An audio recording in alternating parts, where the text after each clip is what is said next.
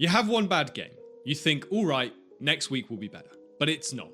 You play below your level again. Suddenly you're stuck in this loop, overthinking, doubting yourself, worrying, what if I mess up again? And before you know it, a few bad weeks have turned into a wasted season. I'm Sam. I coach pro athletes around the world on mastering the mental game. And today we're going to challenge one of the biggest myths in sport, form. Because believing in form might be the very thing that's destroying your confidence and your season. So let's get started. Right, so let's say you're a striker in football who's just moved to a new club. Everyone's expecting big things. The manager, the fans, your teammates. Because you're known for scoring goals. First game comes around and you're not really match fit. You're still trying to understand your teammates and you don't end up scoring. You shrug it off and you tell yourself, okay, no problem, it'll come. Second game, you hit the post. You have a goal ruled out offside. You're unlucky, but again, no goal. Now the thoughts start creeping in. That's 2 games in a row. What if I don't score again next week? By the third game, you're desperate. You're thinking, I've got to score today.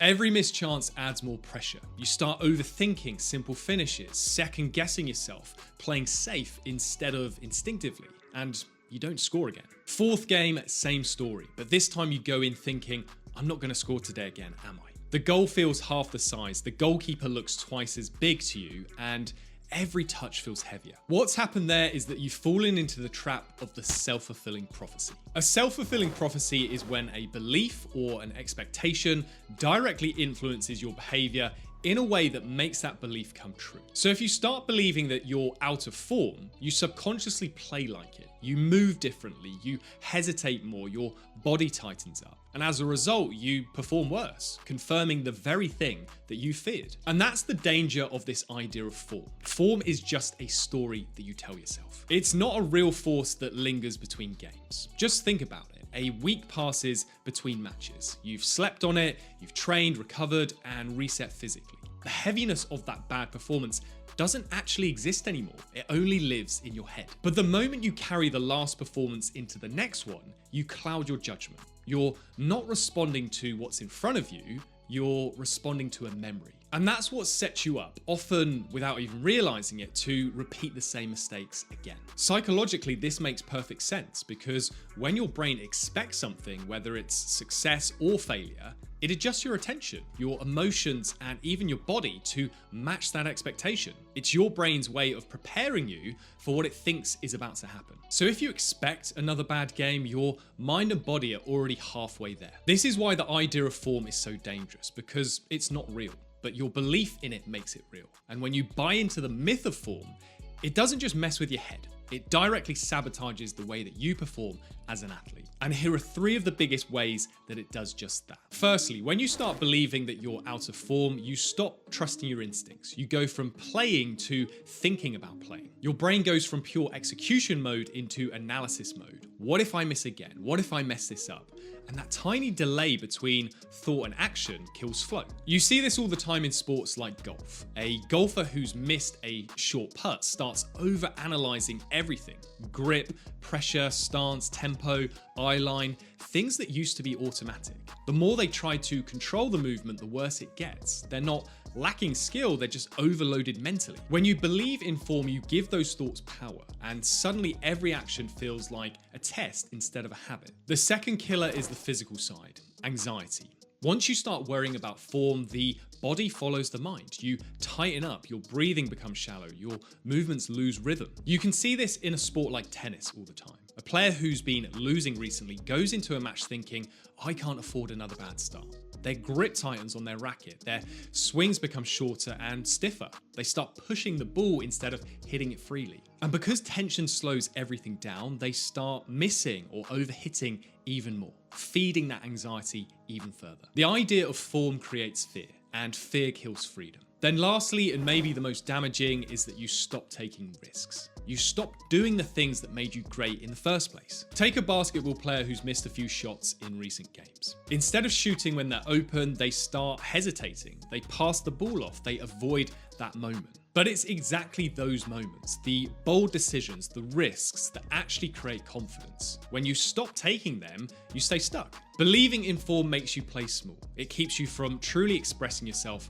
as an athlete. Now, to be fair, you're probably thinking, well, isn't the opposite also true? When things are going well, believing in form can actually help you. Well, yeah, it obviously can. If you're playing freely, you're scoring, performing confidently, then the belief that you're in form can serve as a kind of placebo effect. It's a story that fuels you, and that's fine. Ride the wave for as long as you can. Even though form is still just an illusion, because every performance is its own performance, it can be a useful illusion. A myth that gives you permission to play loose, to trust yourself, to lean in to that positive momentum. But when form turns negative, that same story becomes poison. It stops helping you and it starts holding you back.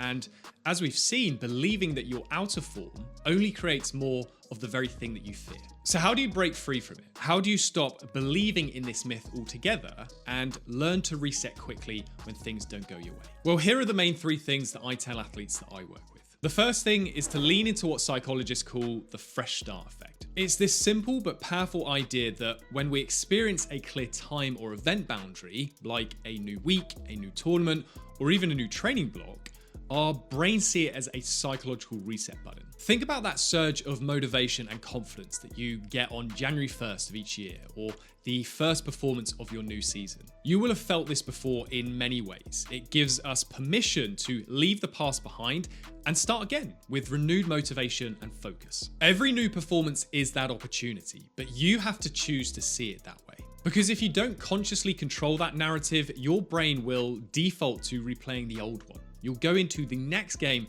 thinking about the last one, and that's when that self-fulfilling prophecy starts again. You have to internalize the mindset that every performance is a clean slate, not a continuation, not a pattern, it's a fresh start. And look, I know it's easier said than done, but it is necessary because every opponent is different, every environment is different.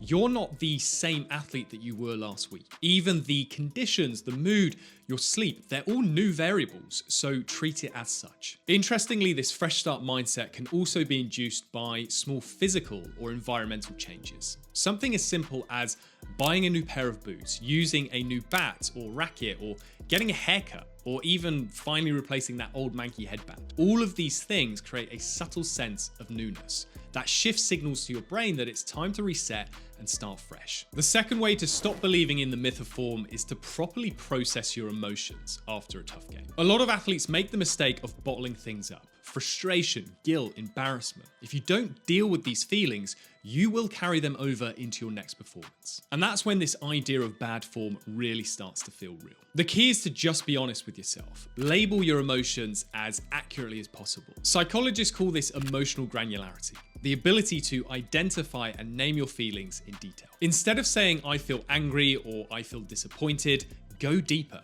Are you furious, embarrassed, appalled at yourself? The more precise you are, the better you can process them. And journaling is a simple but powerful way to do this. Right after a performance, write down everything that you feel. Don't hold back. Get it out of your head and onto paper. When you do this consistently, you start to train your brain to reset properly. You stop replaying bad mistakes. You stop holding onto regret, and you stop letting old performances dictate new ones. You create real mental freedom, and that's the foundation for performing at your best every time.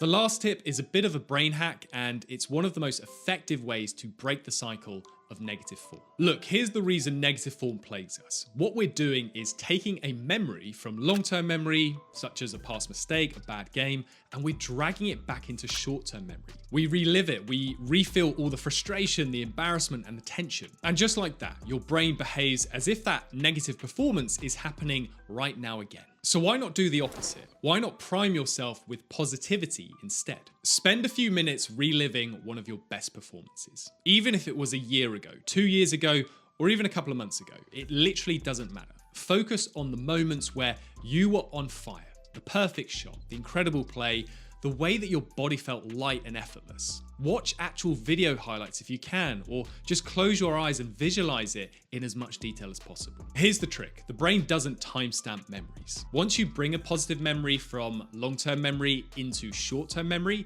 it feels like it's happening right now. You're literally priming your brain to remember the player that you are at your very best. Do this consistently and you break the cycle of bad form. You remind yourself of what you're truly capable of. You carry that energy and that confidence into your next game. And suddenly, negative form doesn't have the same power over you anymore. You really destroy the self-doubt that fuels a negative streak. And to destroy that doubt further, you should watch this video next.